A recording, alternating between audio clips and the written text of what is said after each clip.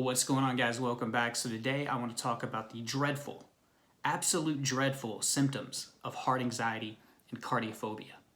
These symptoms haunted me on a daily basis. They literally haunted me at night. They would actually spike at night whenever everything was calm and I could feel my symptoms even more. I would literally have nightmares about having heart attacks and I would wake up in a panic. I dealt with this for years, guys. Going to the hospital all the time, the ER, getting numerous tests, seeing numerous doctors. Struggled with acceptance. I would come home from a doctor's appointment after getting told that my heart was healthy and that it was fine, right? The doctor promising up and down. And then I would have symptoms again, and then my trust issues for the doctor started to go down. My tolerance for reassurance went up, and I needed more of it. It was like a drug, right? And a lot of you can relate. You're going to the hospital all the time. You know, you're making appointments, you're getting constant testing, and some of you guys have been dealing with this for years. Now, I had health anxiety for 5 long years, but the first 2 to 2.5 years of that was by far the worst. I had panic attacks that I thought were heart attacks, all these heart-related symptoms that I'm about to go over that scared the crap out of me. That lasted for 2.5 years. In fact, guys, there's a lot of people that are watching that are new. Go down below in the comment section and comment how long, how many months, or how many years have you struggled with heart anxiety / cardiophobia, which are the same thing, they're just worded differently. Let us know down in the comment section so you can make others feel less alone. Some of you have had this for over a decade. Some of you have had it for 5 years, 2 years. Some of you are new, and that's the most terrifying part.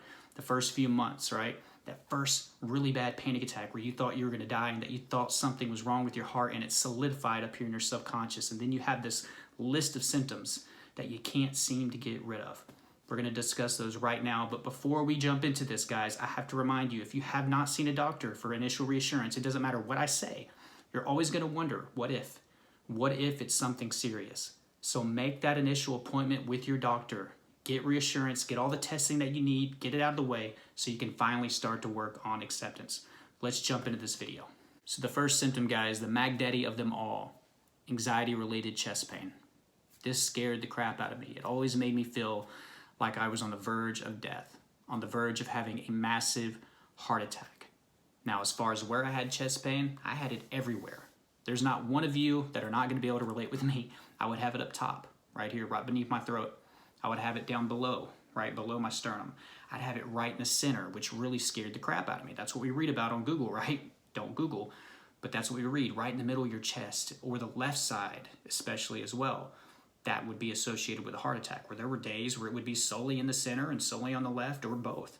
I would get it on the right side, although not as scary to me, it still was concerning. So there wasn't one part of my chest that wasn't touched with some type of anxiety-related chest pain. Now, the type of pains that I would deal with, and I'm going to link a video at the end of this, check it out, that describes all these in detail.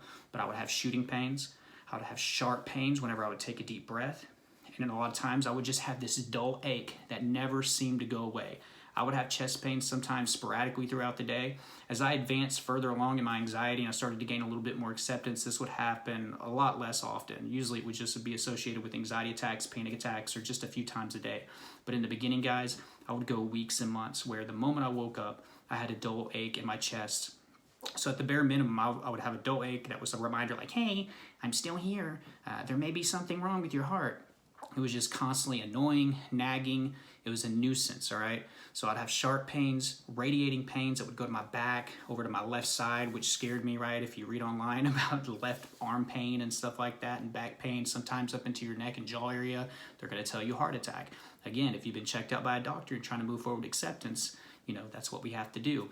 Anxiety can cause those symptoms as well. And something else that happens, guys, whenever you focus in your negative energy and fear to a certain part of your chest, or let's say the left side, your brain can continuously send signals to that area to tighten that certain muscle up to give you pain in the same area. And this goes with any anxiety symptom on any part of your body. I'm a firm believer in the power of the brain and how it can send tension to certain areas, right? So I would get pain. This would send me to the ER, obviously the hospital. I'd make tons of appointments. I'd talk to the doctors. I'd plead with them like there's something wrong, and they're telling me, Trey, it's anxiety. We've hooked you up. We can't find anything wrong. We've done all the tests, right, which is good. You need to do that. But I had a hard time accepting. And something that's really hard, it's a hard pill to swallow, for instance, is whenever you are having a good day. You're having fun. You're chilling out, right? You're relaxing. You're doing something you love. And your chest would start to hurt, and it starts to play tricks with your brain, right? You know, you're like, why am I dealing with chest pain right now? I'm doing something that I love. Oh my God, that must mean that there is something wrong with my heart, right? So what causes you to have this chest pain, right? There's a few different reasons. The primary one, guys, is muscle tension. Believe it or not, there's a muscle covering every part of this area. So any part of this area can hurt. And it's also including whenever these pains radiate to your arm or radiate to your back. We got muscles back there, guys. Whenever we get anxious, we tense up. I know it's hard to believe. How can anxiety make my chest hurt this bad? But it can happen. And then, like I said, you start to focus in on those areas. Your brain gets used to it. It's almost a habit of the subconscious. You send signals to that same area. That's the first area that gets tight and tense whenever you have anxiety. So the biggest reason, guys, is muscle tension. Another reason that you could be having chest pain could be heartburn, acid reflux, GERD. GERD is just the more serious version of that. I had that. So I had to be careful with what I ate. I could eat a whole plate of spaghetti. That was not good for my heartburn. I would get burning sensations, fullness, pressure right here below my sternum, and it would creep up because, hey, our esophagus goes all the way up. That can creep up, right? So you can start to get burning sensations and pain even higher. And then where would my brain go? Heart attack. Something's wrong with my heart. Even knowing that I have issues with heartburn and acid reflux. And if you have anxiety, that makes that problem a lot worse. Something else that's not talked a lot about, esophagus spasms. Now, some of the research that I've read, the heartburn in association with your anxiety can cause this. Well, heartburn in general can cause these, and anxiety in general can lead to that. It's just like this fluttery. For some people, that's going to be a tickling sensation, but also the spasm is technically a spasm, right? Can be painful. So another reason, guys, aside from that, is just general spasms that you can have anywhere in your chest. Something else that's not talked a lot about that anxiety can actually influence, and that's costochondritis. Talk to your doctor about that. It's inflammation of the sternum area. So that can lead to prolonged pain in your chest 24/7. So those are some reasons how anxiety can cause this chest pain. The next one, guys, is a very frustrating one. It was one of my more prolonged symptoms that I seemed to have from the moment I woke up until I went to sleep at night. I would wake up with the symptom, and it's an extremely fast heart rate, or we could just throw fast heart rate in general into this category, or tachycardia, which is like 100 beats per minute for a prolonged amount of time. For me, guys, if I was at rest, even if I had a moment of peace or a moment where I wasn't being consciously triggered, I would deal with a fast heart rate, anywhere from 95 beats per minute all the way up to 125 beats per minute. If I was anxious, it'd be a little bit higher. If I had an anxiety attack or panic attack, we're talking 130 to 180, and I sometimes would have this for hours at a time. Yeah, I would have a panic attack, straight up adrenaline rush for 2 to 3 hours at a time. Believe it or not, I don't know how my heart did it, but it did it. So this would scare the crap out of me. I would think that my heart would just get thrown out of rhythm. I feared that my heart was going to get tired. That was a huge fear of mine. Thinking that I was just going to get tired and I was going to have heart failure one day, that it was just going to finally give up because of how hard it's been beating for a long period of time. So those were fears of mine. What's causing this, guys, is if you're really anxious, especially if you're having anxiety attacks or panic attacks, you're going into fight or flight. Even at a low level, you're on the verge, right? Your body's just ready for danger. Even whenever you are trying to relax or you're just sitting on the couch, your body's looking for danger. Whenever it spikes, your body's acting like a tiger's chasing you. Do you think your heart rate's going to be beating at 60 beats per minute if a tiger's chasing you, right? And even though it's not chasing you, that's the way that your mind perceives it, right? So it's not going to be doing boo, boo, boo, boo, right? It's going to be like bam, bam, bam, bam, bam. So the body's actually, and the mind's trying to protect you. It's trying to get blood to your most vital organs, your most vital muscles, your core, so you can fight effectively or run away from danger more effectively. It's pumping that oxygen around so that you can survive. The next one, guys, is palpitations. Usually this happens in short spurts, but can happen an infinite amount of times throughout the day. There's a lot of different explanations by different people. Everybody describes palpitations in a different way. For me, guys, it was a hard thumping heartbeat.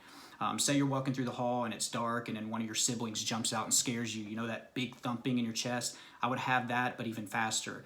And another way that I would describe it is whenever it would just kind of take off out of nowhere. So a lot of times that I would experience this, which would really mess with my acceptance. I'd be sitting on the couch and I'd get up really quickly and bam, bam, bam, bam, bam. And the reason that I think that this happens, guys, and this could be with anything, going upstairs, bringing in the groceries, you start to think that there's something wrong with your heart. But what has happened is you've been so anxious for a long time, but your body is ultra sensitive to what you feel. So that's the first reason. The next one is, again, going back to that, your body looking out for danger. So it sees if you get up, especially if you get up quickly, or if you're starting to put any strenuous physical activity on your body's already getting geared up for something worse. It thinks that this is it, this is our moment. So sometimes you can start to palpitate. Also, palpitations can be caused by PVCs or PACs, which I'll get into in just a minute. The next one, guys, is another big one. High blood pressure. right? And for the first month or so that I was dealing with this, I didn't worry about high blood pressure because I never got it checked. When I finally went to the doctor and he checked it and it was like 160 over like 100, he was like, yeah, Trey, is there something wrong with your heart? And I started to freak out. So guess what I started to do? I started to check my blood pressure multiple times a day, which I don't encourage if you're trying to convince your subconscious that you are healthy and that there's nothing wrong with your heart. But my blood pressure, just chilling, hanging out, could be 130 to 145 over like 90, 95. Whenever I would have high anxiety, like panic, that could jump up to 160, 170 over 100 to 110. So I had constant, basically chronic high blood pressure. So the next one, guys, is actually a few things kind of thrown into one because they can actually cause the others, all right? So PVCs, premature ventricular contractions. That's going to be the bottom chambers of your heart. PACs, premature atrial contractions. That's the upper chambers of your heart. Skipped beats and flutters, which can actually be the sensation or feeling of the PVCs or the PACs. And kind of going back to the palpitation, whenever you have this premature contraction, whether it be with the upper or the lower chambers, oftentimes it'll be followed up with a palpitation or a few. You get that kind of tickly, fluttering skip beat in the middle of your chest. I would have these throughout the day. Now, if it's due to anxiety, this is typically harmless, right? But that's why you need to go get checked out. EKG can detect these if you're having them constantly. If you have some issue with your heart where you're having arrhythmia, usually it'll pick it up on an EKG or a few. If you are more concerned, request that you wear a heart monitor. Tons of people that I coach that have health anxiety and heart anxiety, they get this 24-hour heart monitor. They're definitely going to pick up something if it's heart related, right? Not anxiety related. Now this next one, guys, would freak the hell out of me because as if chest pain, fast heart rate, blood pressure, palpitations, the flutters in my chest weren't enough, you add in more evidence that apparently something is wrong with your heart, because whenever you type all these things into Google, they're going to say heart attack, right? And I had all of them, right? Except my heart was healthy and anxiety was causing this. So numbness and tingling was another one that would freak me out.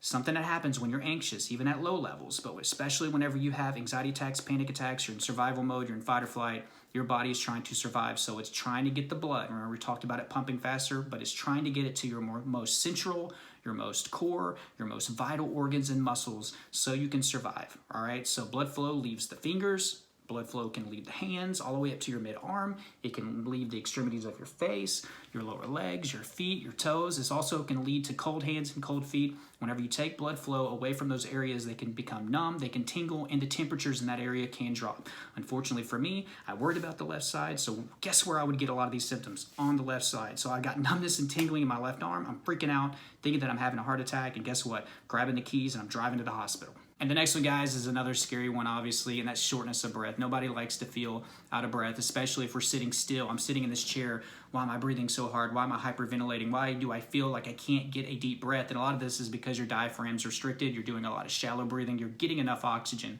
But again, if you're in a life or death situation, the tiger's chasing you, do you think I'm going to be able to sit right here and do... No. What am I going to be doing? And it goes back to the other heart-related symptoms. Fast heart rate, pushing blood and oxygen throughout your body at a faster clip, so your respiration is going to go up. And sometimes this can cause some secondary symptoms like the tunnel vision, the blurry vision. It can make the numbness and tingling go up. It can actually make you feel dizzy. But if you made it this far, guys, you can beat this. I beat this. It takes a lot of hard work, effort, perception change. Go down below in the comment section. Let's do a positive affirmation. I will defeat heart anxiety. I will defeat heart anxiety. Guys, if you want more help, if you're interested in how I overcame heart anxiety, cardiophobia, health anxiety, panic disorder, generalized anxiety disorder, tons of resources in the description. Go check that out. My course, coaching, therapy, all that stuff is available to you today. Like this video if you got value, guys, please, and subscribe if you are new here. I'm going to put a video up here, the 10 types of anxiety-related chest pain. I go more in depth on that like I was talking about earlier. Check that video out. Until next time, guys, I love you all. I'm going to be posting later today, so be sure to come back.